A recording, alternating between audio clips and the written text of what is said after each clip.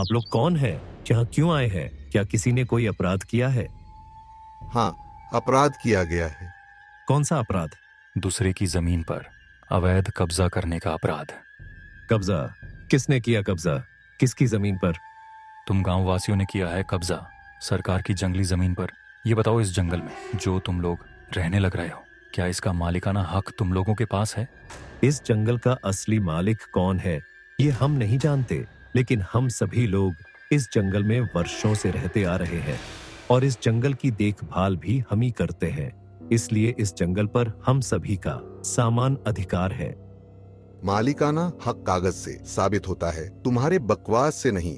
Inspector साहब, इसको और इसके अनपढ़ माता पिता को पकड़कर जेल में डाल दीजिए। इंस्पेक्टर सभी को पकड़कर जेल में डाल देता है। अगले दिन जेल में हुकुम सिंह आता है और रमाकांत से बोलता है, सुनो रमाकांत, अगर तुम चाहो तो मैं तुम लोगों को अभी जेल से बाहर निकलवा सकता हूँ। वह कैसे हुकुम सिंह? तुम इस जंगल की आधी जमीन मुझे दे दो, आधी में तुम सभी लोग रहना। बोलो, मंजूर है? रमाकांत गुस्से से चीखते हुए बोला, नहीं, बिल्कुल भी नहीं। अपना ये प्यारा जंगल मैं तुम जैसे लालची लोगों को नहीं दूंगा। तुम अपने फायदे के लिए उसे बर्बाद कर दोगे। हुकुम सिंह जोर जोर से हंसते हुए बोला, फिर सरते रहो जिंदगी भर जेल में। मैंने तो तुम पर दया दिखाकर आधा जंगल देने को बोला था। मैं चाहता तो इस जंगल पर तुम्हारे तरह कब्जा भी कर सकता था। ओह, मैं तो भूल गया। मैंने तो कब्जा कर भी लिया है। अब तुम कुछ नहीं कर सकते।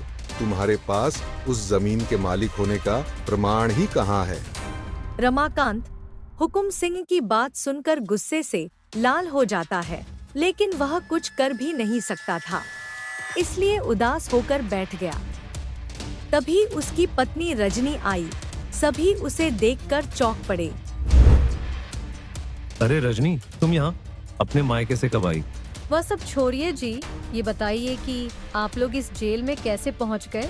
रमाकांत ने सारी आप बीती कह सुनाई। रजनी हंसते हुए बोली, बस इतनी सी बात, मामले को कोर्ट में जाने दे। मैं जज साहब के सामने हमारे डिबरी जंगल का असली मालिक को प्रस्तुत कर दूंगी। रमाकांत रजनी के दावे से सोच में पड़ जाता है। अगले दिन वह अपने माता पिता के साथ कोर्ट में हाजिर होता है। केस शुरू होता है।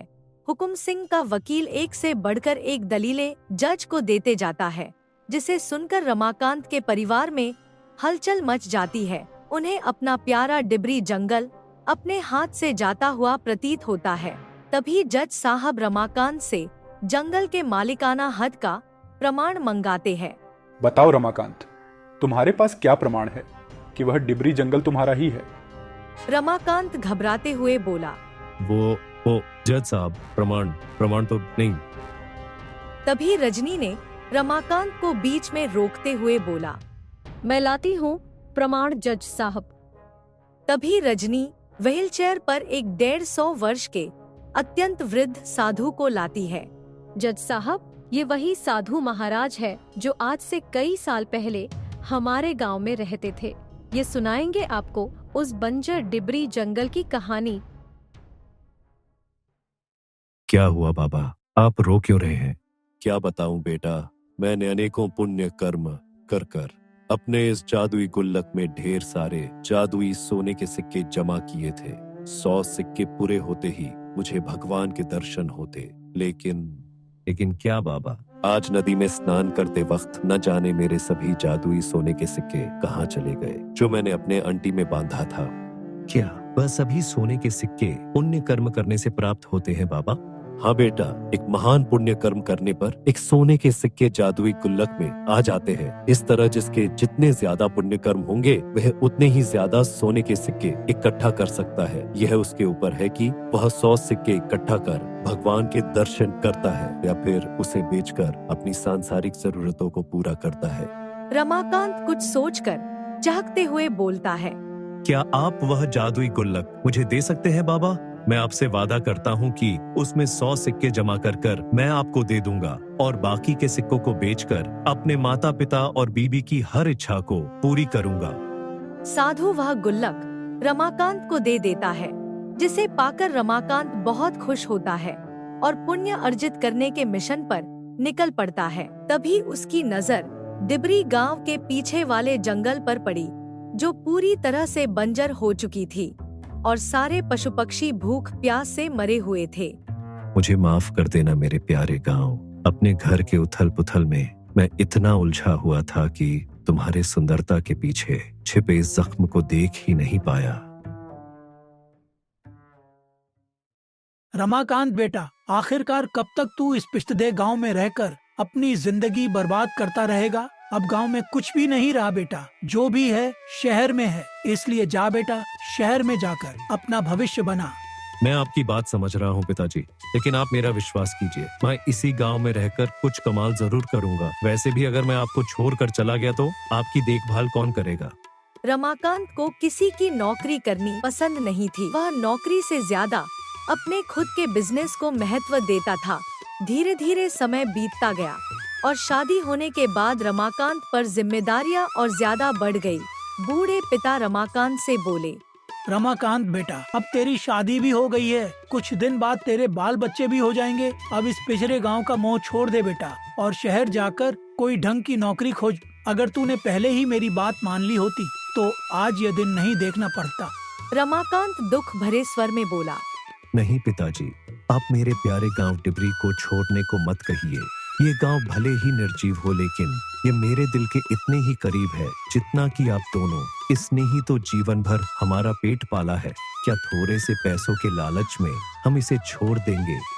रमाकांत बेटा, तो तू ही बता, अब तू क्या करेगा? पैसे कैसे कमाएगा? बिना पैसों के जीवन का गुजारा कैसे होगा? एक तू ही तो हम बूढ़े माँ बाप का सहारा है, और हमारे बारे में नहीं तो कम से कम अपनी नवविवाहिता पत्नी के बारे में तो सोच। सजने संवरने की उम्र में तू क्यों उससे गांव की धूल फुकवा रहा है? तुम चिंता मत करो माँ, मैं कोई ना कोई रास्ता जरूर खोज निकालूंगा। मैं आप दोनों से वादा करता हूँ, अगर 2 दिनों में सफलता हाथ नहीं लगी तो मैं किसी नौकरी की तलाश में शहर के लिए निकल पड़ूंगा। शाबाश बेटा, मुझे तुझसे यही उम्मीद थी। रमाकांत निराश होकर वहाँ से चला जाता है और गांव भर में भटकता रहता है। हे भगवान, मैं क्यों अपने माता पिता का एकलौता बेटा हूँ? घर गृहस्थी की सारी जिम्मेदारी मेरे ही ऊपर टूट पड़ी है। अब मुझे शहर जाकर किसी की गुलामी करनी पड़ेगी। यह नौकरी किसी की गुलामी नहीं तो और क्या है। ना जाने यह बुरे दिन कब बीतेंगे। रमाकांत बड़बड़ाता हुआ चला जा रहा था, तभी उसे एक साधु रोते हुए दिखता है। वह उसके पास जाकर बोलता है, क्या हुआ बाबा, आप रो क्यों रहे हैं? क्या बताऊं बेटा, मैंने अनेकों पुण्य कर्म कर कर अपने इस जादुई गुल्लक में ढेर सारे जादुई सोने के सिक्के जमा किए थे। 100 सिक्के पूरे होते ही मुझे भगवान के दर्शन होते। लेकिन क्या बाबा, आज नदी में स्नान करते वक्त न जाने मेरे सभी जादुई सोने के सिक्के कहाँ चले गए, जो मैंने अपने अंटी में बांधा था। क्या वह सभी सोने के सिक्के पुण्य कर्म करने से प्राप्त होते हैं बाबा? हाँ बेटा, एक महान पुण्य कर्म करने पर एक सोने के सिक्के जादुई गुल्लक में आ जाते हैं। इस तरह जिसके जितने ज्यादा पुण्य कर्म होंगे वह उतने ही ज्यादा सोने के सिक्के इकट्ठा कर सकता है। यह उसके ऊपर है कि वह 100 सिक्के इकट्ठा कर भगवान के दर्शन करता है या फिर उसे बेचकर अपनी सांसारिक जरूरतों को पूरा करता है। रमाकांत कुछ सोचकर चहकते हुए बोलता है, क्या आप वह जादुई गुल्लक मुझे दे सकते हैं बाबा? मैं आपसे वादा करता हूँ कि उसमें 100 सिक्के जमा कर मैं आपको दे दूंगा और बाकी के सिक्कों को बेचकर अपने माता पिता और बीबी की हर इच्छा को पूरी करूंगा। साधु वह गुल्लक रमाकांत को दे देता है, जिसे पाकर रमाकांत बहुत खुश होता है और पुण्य अर्जित करने के मिशन पर निकल पड़ता है। तभी उसकी नजर डिबरी गांव के पीछे वाले जंगल पर पड़ी, जो पूरी तरह से बंजर हो चुकी थी और सारे पशु पक्षी भूख प्यास से मरे हुए थे। मुझे माफ कर देना मेरे प्यारे गांव। अपने घर के उथल पुथल में मैं इतना उलझा हुआ था कि तुम्हारे सुंदरता के पीछे छिपे इस जख्म को देख ही नहीं पाया। रमाकांत एक छेनी हथौड़ी और फावड़ा उठाता है और उस बंजर जमीन को समतल कर उसकी निराई गुड़ाई आदि करता है और उसके अंदर ढेर सारे पेड़ पौधे के बीज बो देता है। धीरे धीरे कई साल हो जाते हैं और वह सभी पेड़ पौधे बड़े हो जाते हैं।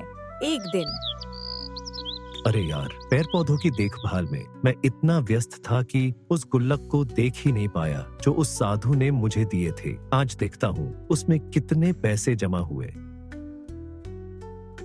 रमाकांत जैसे ही अपना वह गुल्लक फोड़ता है, वह देखता है कि उसमें 100 सोने के सिक्के जमा हो गए थे, जिसे देख वह बहुत खुश होता है और वह सारा सोने का सिक्का साधु को दे देता है।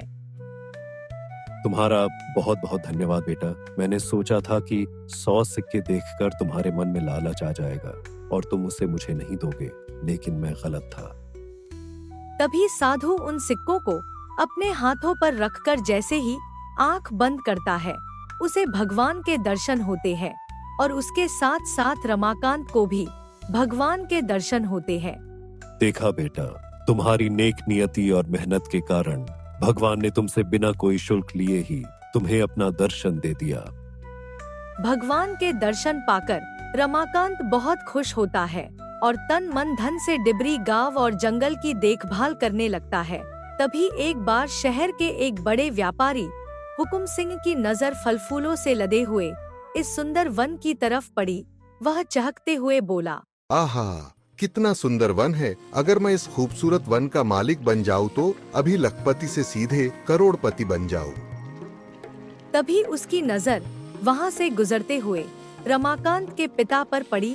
वह बोला, सुनो मित्र, तुम्हारे इस खूबसूरत डिबरी जंगल का मालिक कौन है? मैं इस जंगल को खरीदना चाहता हूँ। गजेंद्र ने उस व्यापारी को शक की नजर से देखा और बोला, इस जंगल का असली मालिक कौन है ये हम भी नहीं जानते साहब। हम सभी तो वर्षों से इस वन में रह रहे हैं, इसलिए इस वन पर हम सभी का अधिकार है। क्या तुम्हारे पास इस जंगल की रजिस्ट्री है? फिर तुम कैसे कहते हो कि तुम लोग इस वन के मालिक हो? तुम लोगों ने तो वन पर कब्जा किया है। गजेंद्र घबराते हुए बोला, नहीं बाबू साहब, ये डिबरी जंगल तो हमारा ही है। आप एक काम करिए, मेरे बेटे रमाकांत से इसके बारे में पूछ लीजिए। ठीक है, तुम जाओ, अब तुम्हारे बेटे से ही बात होगी। गजेंद्र चला जाता है और हुकुम सिंह मन ही मन सोचता है, आहा, क्या बात है। इस जमीन के लिए तो मुझे अब कुछ मेहनत मशक्कत करने की भी जरूरत नहीं। मैं अपने वकील और पुलिस मित्रों को थोड़े पैसे देकर उनकी सहायता से यह जमीन मुफ्त में ही प्राप्त कर सकता हूँ। कल अपने दलबल के साथ आऊंगा, यह सोचकर हुकुम सिंह अपने घर चला जाता है। अगले दिन वह अपने ढेर सारे वकील और पुलिस मित्रों को लेकर वन के रमाकांत के पास जाता है।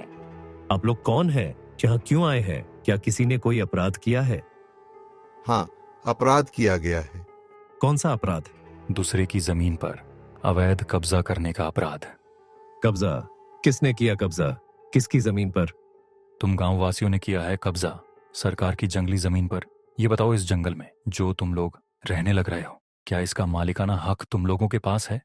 इस जंगल का असली मालिक कौन है ये हम नहीं जानते, लेकिन हम सभी लोग इस जंगल में वर्षों से रहते आ रहे हैं और इस जंगल की देखभाल भी हम ही करते हैं। इसलिए इस जंगल पर हम सभी का समान अधिकार है। मालिकाना हक कागज से साबित होता है, तुम्हारे बकवास से नहीं। इंस्पेक्टर साहब, इसको और इसके अनपढ़ माता पिता को पकड़कर जेल में डाल दीजिए। इंस्पेक्टर सभी को पकड़कर जेल में डाल देता है। अगले दिन जेल में हुकुम सिंह आता है और रमाकांत से बोलता है, सुनो रमाकांत, अगर तुम चाहो तो मैं तुम लोगों को अभी जेल से बाहर निकलवा सकता हूँ। वह कैसे हुकुम सिंह? तुम इस जंगल की आधी जमीन मुझे दे दो, आधी में तुम सभी लोग रहना। बोलो, मंजूर है? रमाकांत गुस्से से चीखते हुए बोला, नहीं, बिल्कुल भी नहीं। अपना ये प्यारा जंगल मैं तुम जैसे लालची लोगों को नहीं दूंगा। तुम अपने फायदे के लिए उसे बर्बाद कर दोगे। हुकुम सिंह जोर जोर से हंसते हुए बोला, फिर सरते रहो जिंदगी भर जेल में। मैंने तो तुम पर दया दिखाकर आधा जंगल देने को बोला था। मैं चाहता तो इस जंगल पर तुम्हारे तरह कब्जा भी कर सकता था। ओह, मैं तो भूल गया, मैंने तो कब्जा कर भी लिया है। अब तुम कुछ नहीं कर सकते। तुम्हारे पास उस जमीन के मालिक होने का प्रमाण ही कहाँ है? रमाकांत हुकुम सिंह की बात सुनकर गुस्से से लाल हो जाता है, लेकिन वह कुछ कर भी नहीं सकता था, इसलिए उदास होकर बैठ गया। तभी उसकी पत्नी रजनी आई। सभी उसे देखकर चौंक पड़े।